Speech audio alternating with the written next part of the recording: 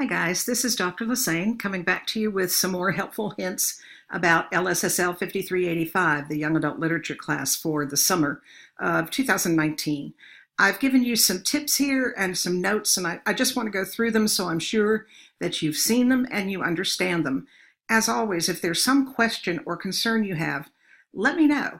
Give me a call. My office number is forwarded to my cell phone number, and you can also email me, and I've given you the various addresses on the syllabus. So let's talk about how you get started. While you're waiting for the first official day of class, and I'm assuming some of you are going to get started early, you can do the following. You can read through the syllabus, paying careful attention to the due dates. They're all listed at the assignment and also separately. They're also listed here at LiveBinders, so there should be no confusion about when work is due. I would immediately get those dates somewhere where they are yelling at you because I don't accept late work. These dates are really crucial in order to be successful in class. The second thing you can do is view the screencast that covers the syllabus and the class assignments, like this one right here. They should answer any questions you have, but if not, again, contact me. I am happy to be here to answer any questions you might have. You also might want to begin collecting the books you'll need for class. There is a list on the front page of your syllabus of titles that are required for everybody to read.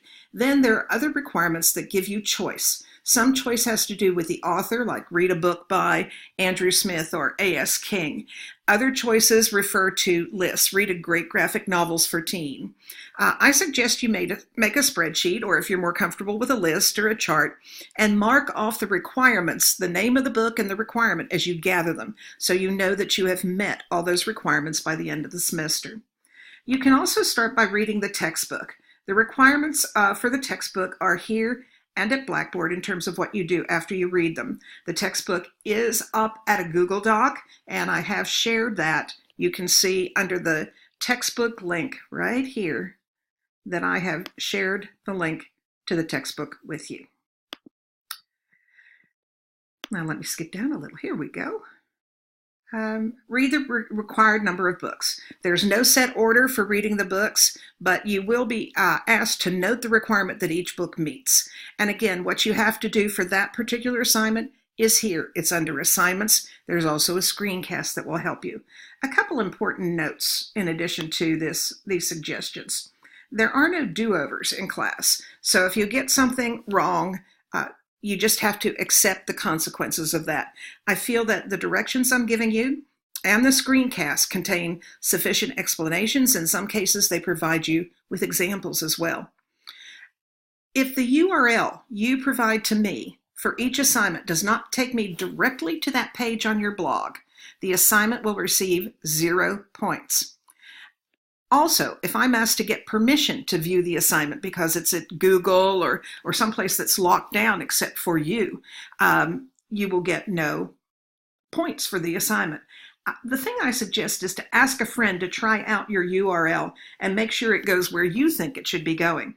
If you try it from your own computer sometimes self-corrects. I know that because I've done that a few times. So make sure the URL you give me is the one that works. All assignments are due by midnight on the due date. I don't accept late work, so make sure everything's ready to go by deadline, and I would give myself a little bit of extra time. You know that things can go wrong.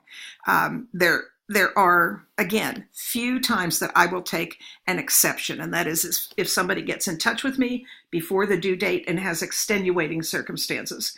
Otherwise, all assignments due by midnight. And finally, you can turn in work earlier than the due date. I will try my best to get it graded ahead of time as well. Basically, it will give you good feedback. So if you're going to write the second of the book blogs or the second of the textbook summaries, you'll know already whether you've got it right or whether you need to make some adjustments. So those are just a few things that I think you can do as you're waiting for class to get started. Good luck.